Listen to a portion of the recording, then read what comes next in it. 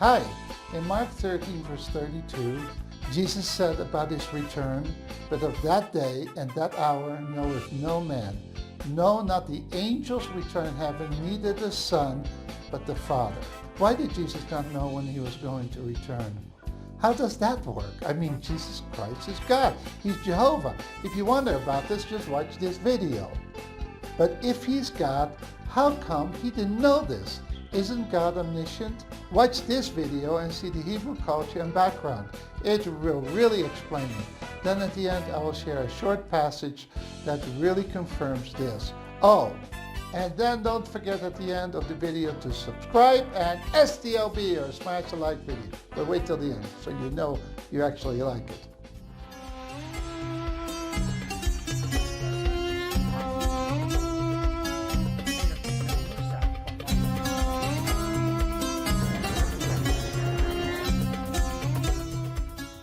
As you might know, the church is considered the bride of Christ. If you read Ephesians 5 verse 22 to 32, you'll see the comparison of the church and the brides. So let's see what would happen, how a young man would get engaged. During the time of Christ, young girls about 12 to 14 years old would get married, generally to young men of about 20 years old. I know that sounds a bit creepy, but as soon as they were able to get pregnant, the family would have a party, and within a year or so, the young girl would be betrothed to a young man. This was the situation that Mary, the mother of Jesus, was in.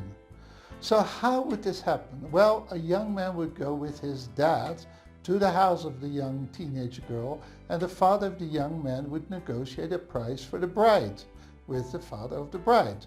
Do you recognize how Jesus paid for the church with his own blood? If they came to an agreement, the young man would offer the young girl a cup of wine.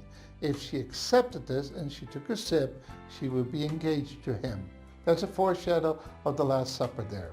Then the young man and his father would leave. The young man was going to build a house for himself and his bride in the father's house, or his lot. He was going to prepare this for her.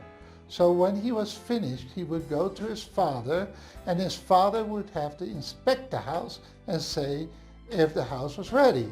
If it was, he could go and pick up his bride. But it wasn't until the father told them that their house was ready. Do you now see how the story of the 10 virgins also makes a lot more sense?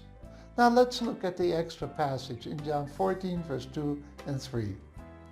Jesus said, "In my Father's house are many mansions. If it were not so, I would have told you. I go to prepare a place for you. And if I go and prepare a place for you, I will come again and receive you unto myself, that where I am, there you may also be."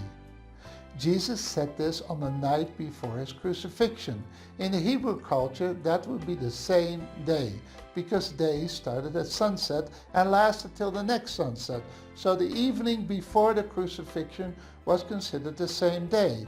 So this was Thursday evening for us, but for them it was Friday evening, because the Friday started on sunset of Thursday. It's a different way of thinking. You have to kind of get used to that. So the reason that Jesus said that only the Father knows when he would come back for his bride is because he had to go and prepare a place for us where we could be with him. The Father had to approve of the place first before he could come and get us. Can you imagine what that place will be like? He's been working at it for almost 2,000 years. This is a place that someone worked at for his bride for 26 years. I can't wait to see what's up there. So he will come from heaven with a shout of joy and will take his bride, us, to be with him. Now may God bless you as you look forward to going with him to heaven. Thank you so much. Bye-bye.